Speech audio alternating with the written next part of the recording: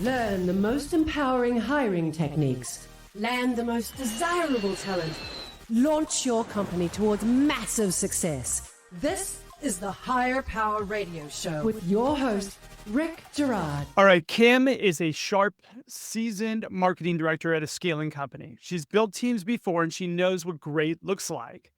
And right now, she's tearing her hair out trying to find it. Now, Kim's thinking, where are the A players? The ones who actually get stuff done? Why am I only hearing from people who think that growth hacking is a personality?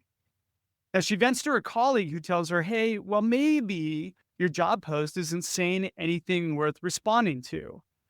Boom, gut punch. Here's the thing. Top performers don't get excited by vague titles and team spirit slogans. They want to know, what am I responsible for? What does success look like in the role? And how will I win here? And Kim, she's about to learn how to fix it, starting with performance metrics that actually mean something. In today's episode, we're going to break down a simple, powerful way to craft performance metrics for your job descriptions that engage your most hireable candidates. I'm Rick Girard, and welcome to the Higher Power Radio Show. We help entrepreneurs and executives win the strongest people. We do so by sharing insights from top-performing rebel entrepreneurs, game changers, and industry leaders. Now, I'm a recovering headhunter who successfully built and exited 2 executive search firms. I'm the founder of Interru, creator of HireOS operating system, author of the best-selling book, Healing Career Wounds, and someone who is just passionate about your company's growth. So I want to start out with a question, which is, why do high performers and passive talent tune out from your job descriptions or your job posts? Now, look, let's be honest. Your job posts do not really differentiate you from any other job post. They're vague, they're generic, they're common. And common job descriptions are just poor branding. Now, if your marketing team put out marketing content that was like your job descriptions, you would probably fire them. When you put out a common job description, what you're broadcasting to the world is, we're too lazy to differentiate ourselves from our competitors. When job descriptions lack clarity around skills, the role, and the impact, top talent or people that are not actively looking for jobs, passive talent, I like to call them, they just assume it's not a fit, so they pass. This is where we kind of delve into the critical elements that are missing. So what's missing in a job description, right? Performance metrics. I'm going to introduce this and talk a little bit about performance metrics, why this is so critical in a job description. Performance actually introduced the concept of what the actual work is and how the person's going to be evaluated in their first 30, 60, or 90 days. Is there opportunity for personal and professional growth within the role? And then we're also demonstrating how the right person fits into the company. Now, if we look at most job descriptions, they're written for compliance, not attraction. So they do not speak to your ideal candidate profile. They're designed to be inclusive, to get everybody to respond. But there's a problem with that. If you don't target the ideal candidate, marketing 101, if you don't know who your ideal candidate profile is or your ICP, you're just getting everybody who's responding, and you're setting yourself up to spend a lot of time interviewing people that are not going to do well in your organization. So there's also a secondary thing that is going on out there, ghost jobs or surface level ads. There's a lot of posting that goes on, and recent studies have shown that actually 20% of job ads are ghost listings. So they're either unfilled or they're not intended to hire, but they're put up to essentially attract candidate flow so that somebody else can get hired or an internal candidate can get hired in the role. So it turns off high caliber talent because they smell the red flags. They've seen it before, they've experienced it. Happens more often in larger organizations who post a lot than it does smaller ones, but it's still at the top of people's mind. Now, let's talk about AI optimized or poorly worded listings. AI optimization is happening at the job description level. At best, what it's doing is it's creating language for DEI. So it's inclusive language that is primarily getting everybody to apply. But there's a danger with that. The danger is that the language doesn't truly reflect the company's culture or core values. It's designed not to repel everybody, but to be inclusive of everybody who's looking for a job or who thinks that they might do well there. But again, every company has a culture. Every company has core values. Now, whether or not they're in alignment with the words on the wall, that's another question altogether and an entirely new episode.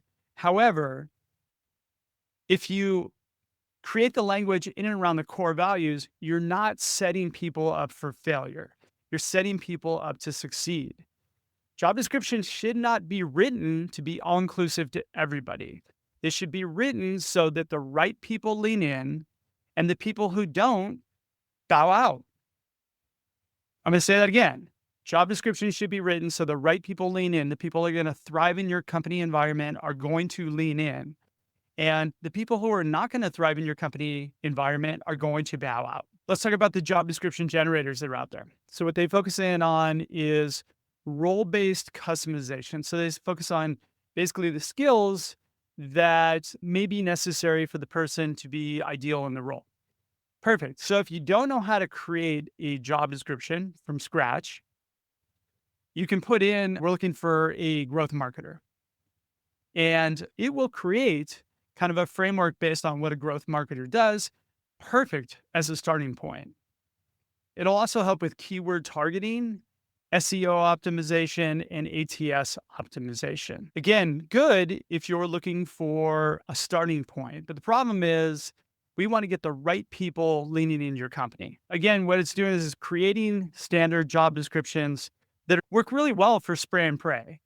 And we want to get ourselves out of that spray and pray mode. We want our business to stand out from our competitors. Passive candidates don't often rely on job boards. As a matter of fact, they might check them maybe once a month or when they have a weird day at work and they go, God, you know what? There's got to be something better out there. But when they check, if they don't see anything that really stands out to them or really speaks to them directly, they're not going to even see the post or actually even respond to it because it's just another job post. And I hate to say this, but your company, as wonderful as you think it is, your job post most likely reflects that you're just a common company and there's nothing special about you. I always giggle when I hear the question, well, when I interview people, I ask them, why do they want to work for us? Well, the truth is most people either want to work for you because they need a job or because there's some sort of value there that they've uncovered unbeknownst to your job description. Now, there's also a concern about like too much male-centric wording often deters female high performers from responding. This is where when you focus back on core values, the behaviors that drive core values, and that language, that transcends male-centric wording versus female-centric wording, in my opinion. Now, I know I'm going to have people that want to argue with me on this, and we'll happily debate that. But the truth is, how your business operates from a behavioral perspective, that's what you want to convey to the world. Are you listening to the Higher Power Radio Show? I'm your host, Rick Girard, and for our podcast listeners, we're going to take a quick educational moment from our sponsors. Are you looking for a podcast that talks about humanity as well as human resources? Listen to the Reciprocity with AG podcast, where leaders in workforce and human resources talk more about themselves, how they reciprocate to others, and how they have received unbelievable advice for some of their mentors and people they've worked with.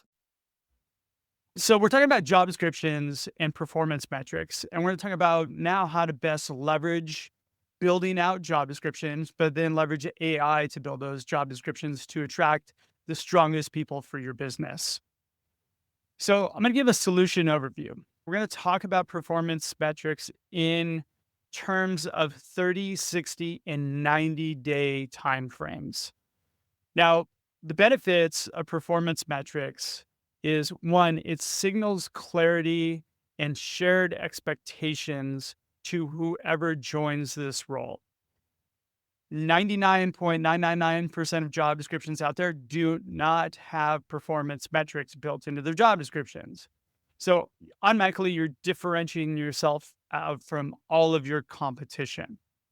So if you're giving people a clear signal of how to be successful in the role, you're going to attract a higher caliber of talent. So you're going to attract serious, goal-driven high performers.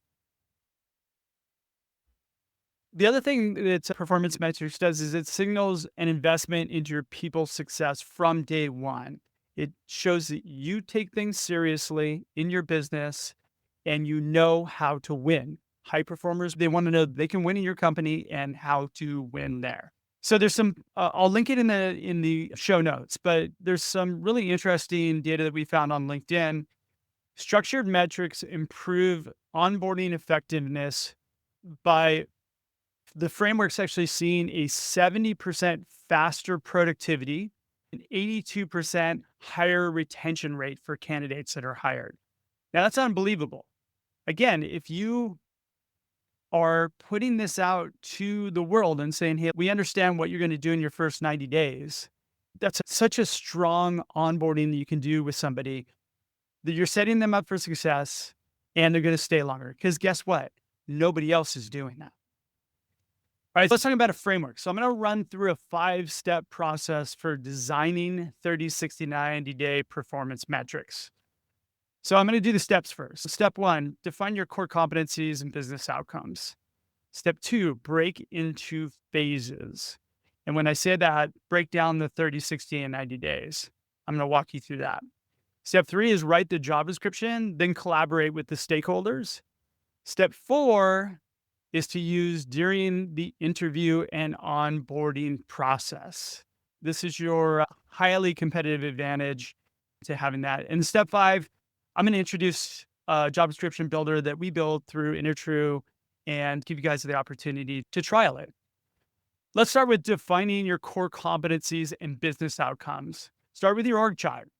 And what I want to encourage you to do is do a gap analysis of what is happening in your organization.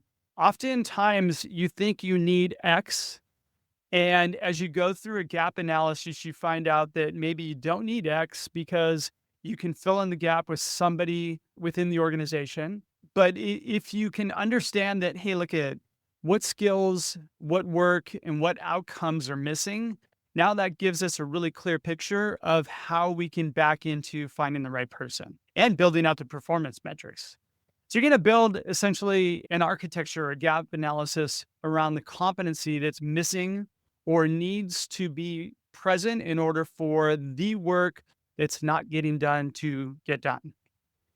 You're going to align this with your company objectives. Use your rocks, KPIs, OKRs, whatever it is that you use in your business.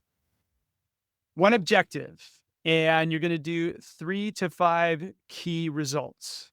And I'll link another kind of Wikipedia page on how to do this. But essentially, one big objective for 90 days. If you have a 90-day rock that needs to be accomplished or 90-day KPIs that you've already set into motion, perfect.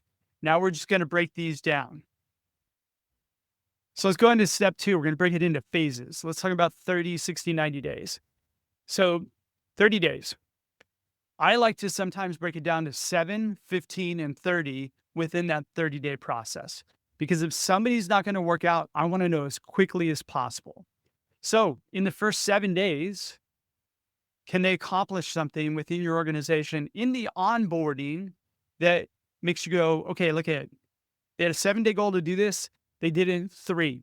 Boom. All right. We've already set a goal. We can recognize that and we can share the outcome with everybody, right? It's a great stand-up recognition that you can give somebody quickly that automatically makes them feel like they're part of the team. In the 30-day goal, you want to focus on learning and integration. You want them to demonstrate that they can learn the business quickly. You want to have content for that. What content do they need to consume in the first 30 days that can get them feeling comfortable with how the business operates and what the work is that they're going to be doing? I have a book that I've written, And I have everybody read the book so they understand our process. At the end of the 30 days, I have them present what they've learned to the team. Just a quick 15-minute presentation about how we operate and what we do.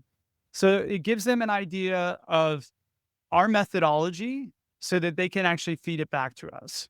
If they can present a learning at the end of 30 days to the team, boom, that's a great 30-day goal that you can give them that one allows you to understand how much they've learned. And two, it gives the team the opportunity to hear from that person present. Metrics. I used a formatting for metrics. This first 90 days, you're going to learn or understand X tools, organizational structure. You're going to meet with X key stakeholders. You're going to complete X amount of onboarding modules. It's all about onboarding your first 30 days and, hopefully having some sort of deliverable that can move the business forward. Small one. You just want to have a small goal. 60 days, we're going to focus in on applying what they learned and to getting them in the habit of contributing to the group. So a small project that supports the 90-day deliverable. By day 60, you will deliver X to the team and you will collaborate for feedback with the team. And however you guys tend to work within your team environment, if there's a lot of collaboration, great. If it's autonomous, that's fine too. But what you want to do is you want to make sure that they integrate well into the team. And then this is an interactive delivery mechanism that everybody is privy to with this in the organization. So metrics would look something like lead X small project. You're going to resolve X percentage of support tickets. You're going to propose improvements and logging of X amount of calls. So the key thing in here is always have numbers that are attached to these things. You cannot have performance metrics without numbers. Keep in mind, each goal is going to be specific, measurable, achievable, relevant, and time-bound. Let's go to the 90-day goal. We're going to talk about owning and delivering. So this is going to be their first project they're going to deliver. So this is their first real deliverable that is tied to a business goal. Again, you want to have small goals that lead up to that, and your 90-day project is going to be a measurable thing. So for salespeople, they're going to achieve X amount of revenue or cost savings by kicking off a new process, mentoring at least one new peer, completing X amount of sales-driven calls. It's going to be specific to a deliverable that you can ultimately say at the end of those 90 days, yes, this is a great hire. Now, of course, we want to know this sooner. We know it's 7 days. We save a lot of time. But you have to keep in mind that most people get hired. The ones that fail end up saying between 6 and 10 months. So if we're cutting down that time frame down to 90 days, if somebody doesn't work out, you just saved your company a whole lot of time and headache and heartache, right? And you know what? The truth is candidates don't want to be in roles either where they're not successful. So you're saving them a whole lot of time, headache, and heartache as well. So step 3, we're going to talk about writing the job descriptions and then collaborating with the stakeholders.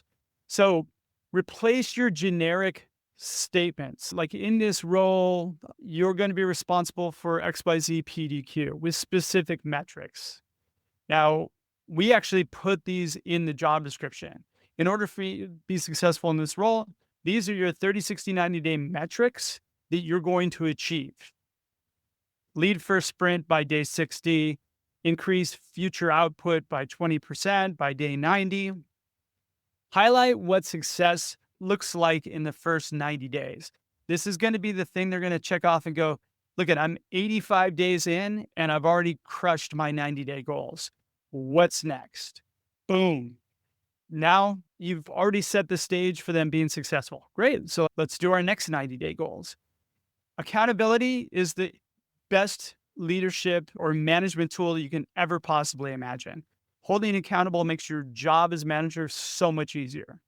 Now, after you've written those performance metrics and you've put them in the job description, I want you to get back together with the hiring managers, with the HR, with the stakeholders, and we want to validate the feasibility of these goals. Have the managers adjust the numbers, tailor them to the role, tailor them to the group, tailor them to what's ever really achievable, and then agree upon them. And when everybody agrees upon them, boom, now everybody knows that these are what we're going to hold people accountable to.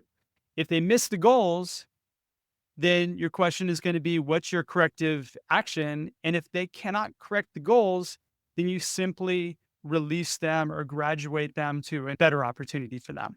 Step 4, we're going to use this during the interview and onboarding process. All right. Create your skills interview or your working session around the 30 or 60-day deliverable. Think of an actual problem that you have that's a real problem right now. And what you're going to do is you're going to set the stage for accountability. You're going to understand their problem-solving abilities and how well they prepare for things, how well they're able to kind of interact with the team and collaborate with them to solve a problem. So if you can tie it into your 30, 60, 90-day goals, I like to tie it around my 30-day deliverable. You can use this during the onboarding process to track progress. Schedule 30, 60, 90-day check-ins. And I highly encourage you to build this into a mechanism with your daily huddles or stand-ups, and then adapt the targets as needed. If somebody is crushing their goals right off the bat, then you have a conversation. In 45 days, you already accomplished your 90-day goals. That's a great problem to have, by the way. So now we just need to adjust them, and we need to maybe raise them or lower them. If you're getting feedback that, hey, we don't have enough leads to effectively be able to hit my 30-day goals, then adjust accordingly. But again, it gives you the ability to manage that process. Step 5, go to Interru, Interru.ai, and there's a tab for job description builder. Now you can build all these on your own, but we've done a whole lot of work building out the Interru AI job description builder. We built an algorithm that essentially can take your common job description and build it into realistic performance metrics that you can essentially take to your leadership and say, hey, here's what the performance metrics that we built. And let's take these performance metrics and move them into the next generation. Get your approval, get your buy-in. Let's start getting these job posts out to the public. You're going to find that the performance metrics get people to lean in much harder than you could possibly imagine. And I don't know about you, but I'd rather have 4 to 5 really good candidates rather than 300 autoresponders and people who they're not going to thrive in my organization, right? So let's save everybody's time here. Here's what I'd like to do with this episode. Drop me an email, rick@Interru, Interru.ai, and let's set up a quick phone call, and I'll give you a test run on this. I will give you a free job description that you can run. Right now, we've been going gangbusters with this, and the results that we've been getting for our customers has been unbelievable. We actually had one customer last week that had one role open. They got 4 candidates. 2 of them were standouts. And so they just made the decision to hire both of them because essentially they didn't want to turn away high-performing talent. And they created a role for the second person. All right, so key takeaways. Generic job descriptions will be ignored by high performers. They don't care about how great you are. They care about what's in it for me. Performance metrics speak to driven, high-performing people. I don't know about you, but I don't want people working in my company who are not driven or high-performing candidates. Why not write to that person? Let's engage that person. Let's get that person interested in our organization so that when you do ask the question, which I don't recommend of why you want to work here, they've got a really legitimate, true answer rather than what they did research on that is what I like to call circumstantial evidence. And then finally, like a structured 30, 60, 90-day framework will improve not only your recruitment, but also your company performance and retention. All right, I want to thank you for tuning this week's episode of Higher Power Radio. A quick or actually huge thanks to our team, Brian Colburn, Andrea Ballin, and Ayla Girard. If you're listening to the podcast, please subscribe, review, and share. After all, this show's for you. And we want to continue to bring you valuable content week after week. You can check us out further at Hire, H-I-R-E, Power, P-O-W-E-R, radio, R-A-D-I-O.com. Or you can drop me an email at rick@intertru, intertru.ai. I'm your host, Rick Girard, and you have been listening to the Higher Power Radio Show. Aloha. Thank you for listening to Higher Power Radio. Catch our LinkedIn Live show every Tuesday at noon, or download the podcast on iHeartRadio, iTunes, YouTube, or your favorite podcast platform. We appreciate you joining us on Higher Power Radio with your guide to hiring success, Rick Girard.